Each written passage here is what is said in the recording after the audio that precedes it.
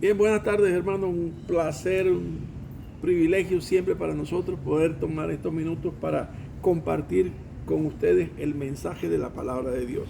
Lo que Dios ha hablado en nuestra vida, eso tenemos que hablar. Lo que Dios ha mostrado a nuestra vida, eso es lo que queremos transmitir a otros, para que como nosotros hemos sido edificados, ustedes también puedan ser edificados. Ahora quiero compartir con ustedes acerca del propósito de la iglesia. El propósito de la iglesia era el mensaje de ayer. El propósito de la iglesia como un grupo, como un ente, como una unidad que la conforma mucha gente, tiene que ser el propósito de cada elemento dentro de la iglesia.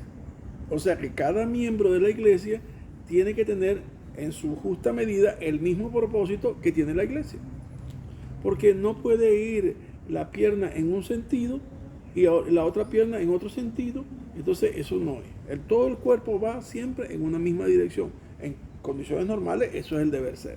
Bueno, igualmente la iglesia toda tiene que caminar bajo el propósito para el cual fue establecida, para el cual fue formada por Dios, por medio de Jesucristo.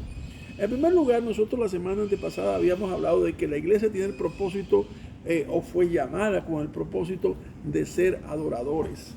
Ese fue el primer punto que nosotros tocamos. Déjenme solamente, someramente tocarlo hoy.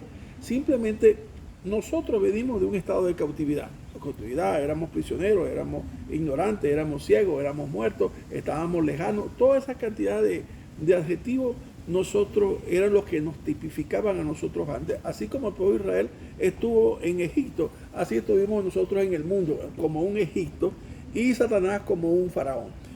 Nos gobernaba a placer. ¿Por qué? Porque, como llama, alentaba todas las pasiones que habían en nuestro cuerpo y éramos reos, ¿verdad?, de nuestras propias pasiones. Entonces, pero venido el tiempo en que el Señor nos llamó, el tiempo de la gracia, ahora nuestras vidas cambiaron. Pero no solamente que cambiaron posicionalmente, sino que cambiaron también condicionalmente. Porque si estábamos lejos, ahora estamos cercanos. Y condicionalmente, si éramos tinieblas, ahora somos luz. Pero ¿para qué todo eso? Para armar un culto y para ser felices y para... No. Eso tiene un propósito. Si usted lee conmigo allá donde está en Efesios capítulo 2, versículo 10, dice que somos hechura suya, creados en Cristo Jesús para buenas obras. O sea, tiene un propósito. ¿Cuál? Tenemos que edificar buenas obras, las cuales Dios preparó de antemano para que anduviésemos en ellas. O sea, que un hombre, una mujer convertida verdaderamente a Cristo es un edificador de buenas obras. ¿Sí es sencillo? No hay otra forma. También el propósito es mostrar el fruto o la presencia del Espíritu Santo. Entonces, en el creyente, cualquiera sea el don que tenga, el desempeño que tenga dentro de la grey, él tiene que mostrar amor, gozo, paz, paciencia, benignidad, bondad, fe, mansedumbre y dominio propio. Son cosas que hay que, de forma natural, tienen que aflorar. Yo sé que un niño no nace hablando, pero aprende a hablar. Yo sé que un niño no nace caminando, pero aprende a caminar. Yo sé que un niño no nace escribiendo, pero aprende a escribir. O sea, hay cosas que se aprenden. Y más en nosotros cuando ya están en nosotros. Entonces, progresivamente eso va a ir aflorando. Eso tiene que ir. Porque Pablo dice, cuando era niño, pensaba como niño. Pero cuando vine a ser de adulto, dejé lo que era de niño para ahora ser adulto. Entonces, usted y yo ahora tenemos un propósito. ¿Cuál? Uno, ser un adorador. Un adorador.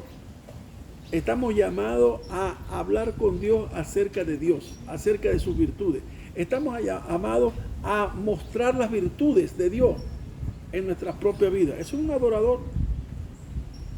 Segundo, lo que hoy quiero hacer un poco más énfasis es en el segundo propósito, y no con esto quiero decir que hay uno primero y otro después, no, sino otro propósito es el ser un pregonero, un anunciador, un testigo, un proclamador. Póngale el adjetivo que usted quiera, el sinónimo que usted quiera. Pero hay algo que tiene que haber inherente, tiene que estar de forma endógena en nuestro cuerpo, está ya sembrado. ¿Cuál? El hecho de ser testigos de lo que hemos visto y oído. Eso le pasó a aquellos pescadores que andaban por ahí en sus quehaceres, pero el Señor un día los llamó y le dijo, bueno, ahora os haré pescadores de hombres. Y ese proceso de esos 3 años transformó el concepto, la cosmovisión de esos hombres en una cosmovisión totalmente diferente, una cosmovisión eterna, una cosmovisión global, por decir, una cosmovisión hasta lo último de la tierra. Ellos no sabían dónde quedaba, pero hasta donde le dieron sus pies pudieron llegar. Eso es la transformación que Cristo hace. ¿Para qué? Para ser pregonero. Vamos a ir, por ejemplo, rápidamente al pasaje de Romanos, de Hechos, capítulo 4. Hechos 4:20, porque no podemos dejar de decir lo que hemos visto y oído. ¿Qué le llevó a decir a Pedro y Juan, que habla en plural, y que fue una experiencia de ambos, porque ambos estuvieron en la sanidad del lisiado, del cojo, y ambos estuvieron anunciándole a la gente que no nos miraran a ellos como si hubiese salido poder de ellos, o que si por la autoridad de ellos aquel hombre fue sanado? Y ellos le dieron toda la gloria a Cristo. Dijeron, en el nombre de Jesús de Nazaret, a quien vosotros mataste, en él, en su nombre, ha sido este hombre sanado y está puesto en pie delante de vosotros. Bueno, el asunto es que aquella gente no entendía y lo amenazaron en 2 oportunidades. Y le dijeron en la segunda oportunidad, no dijimos que no anunciaren ni que enseñaren el nombre de tal Jesús. ¿Sabe? Hay un pasaje en el 4:12 que a mí me fascina, porque es la entereza, es la absoluta convicción con que un testigo habla. Pero digo así, porque no hay otro nombre. Fíjense, de manera taxativa, absoluta, dice, porque no hay otro nombre debajo del cielo dado a los hombres en que pueda ser salvo. No hay otro nombre. Por eso no puedo dejar de hablar de Cristo. Y más adelante en el 20 dice, es que lo que hemos oído y lo que hemos visto, no podemos dejar de testificarlo, no podemos dejar de anunciarlo, no podemos dejar de hablar esas cosas. ¿Cuál? La experiencia de los 3 años con Jesús, de todas las cosas que habían visto. Si nosotros buscamos en 1 de Juan capítulo 1, en 1 de Juan capítulo 1, el versículo 1, habla Juan de esta manera, vean. Lo que era desde el principio, lo que hemos oído, lo que hemos visto con nuestros ojos, lo que hemos contemplado y palparon nuestras manos tocante al verbo de vida, porque la vida fue manifestada y la hemos visto, y testificamos, y os anunciamos la vida eterna, la cual estaba con el Padre y se nos manifestó. Lo que hemos visto y oído, eso os anunciamos, para que también vosotros tengáis comunión con nosotros, y nuestra comunión verdaderamente es con el Padre y con su Hijo Jesucristo.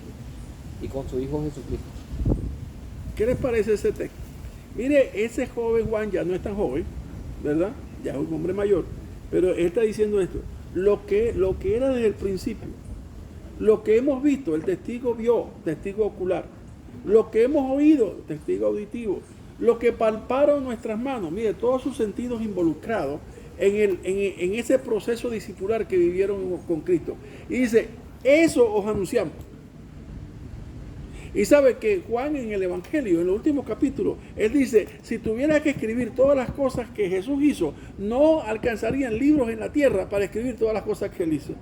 O sea, nosotros tenemos un resumen de lo que Jesucristo, una síntesis de lo que Jesucristo hizo sobre la tierra. Lo que el Señor quería que nosotros supiésemos. Y lo que sabemos, eso os anunciamos. Que la vida de Dios fue manifestada en la persona de Cristo. Y que la vida de Dios fue legada, fue dada, fue la dádiva más hermosa que el hombre alguno haya podido recibir, ni imaginarse que lo hubiera podido recibir. ¿Cuál? La vida que está en Dios, la cual hemos recibido por medio del Espíritu Santo que nos ha sido dado.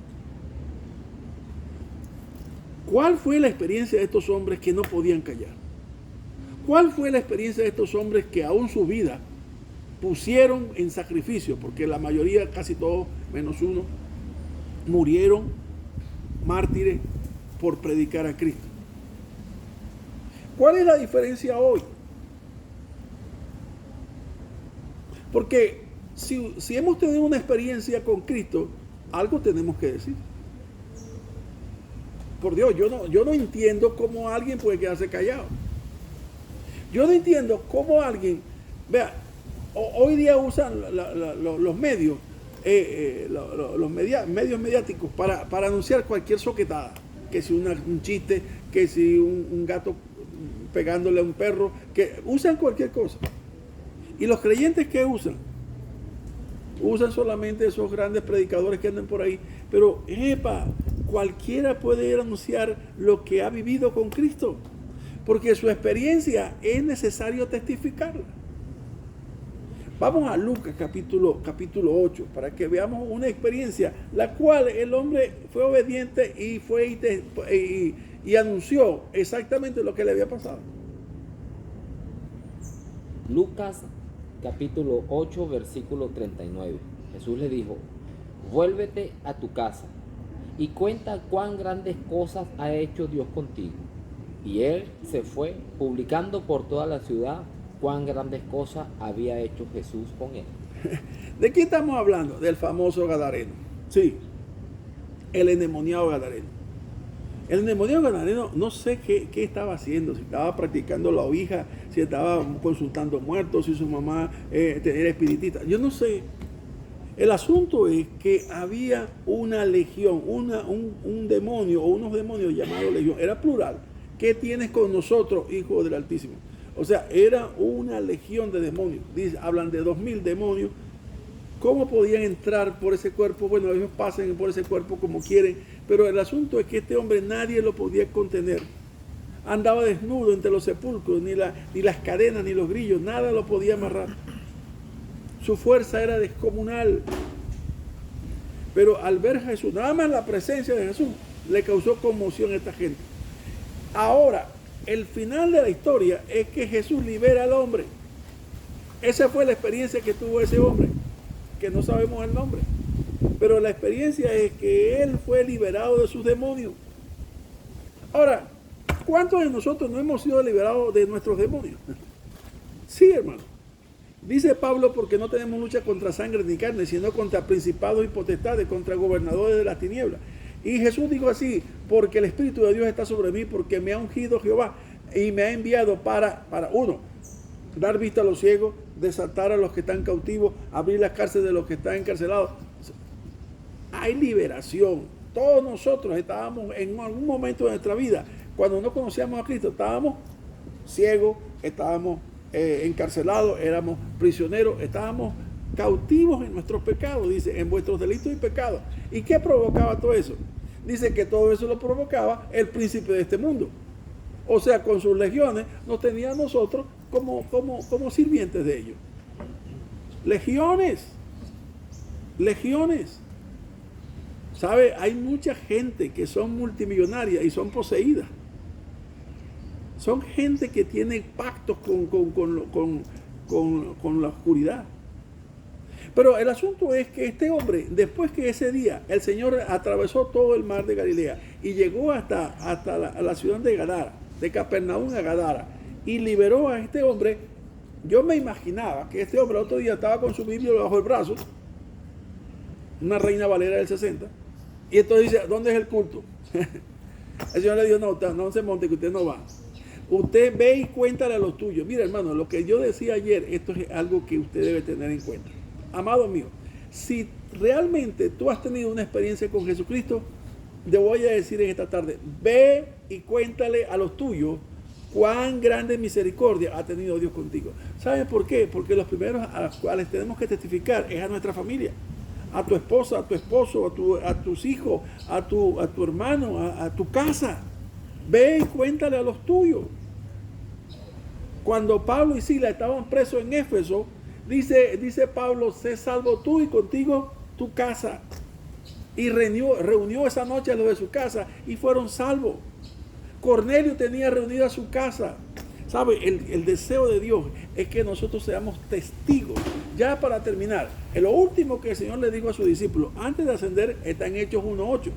Pero recibiréis poder cuando haya venido sobre vosotros el Espíritu Santo. Y me seréis testigos. En Jerusalén, en Judea, en Samaria y hasta lo último de la tierra. Amado amigo, te exhorto en el nombre del Señor a que hables de lo que Dios ha hecho en tu vida. Digo, si Dios ha hecho algo en tu vida, habla de lo que Dios ha hecho en tu vida. Háblale con tus propias palabras, háblale y dile al final que esa necesidad que tú no sabías que tenías de Dios, igualmente aquella persona la sabe, la tiene. Tiene necesidad de Dios. Todo el que no camina a la luz de Cristo anda en tinieblas y necesita a Cristo. Que Dios te bendiga donde quiera que estés y Dios use su palabra.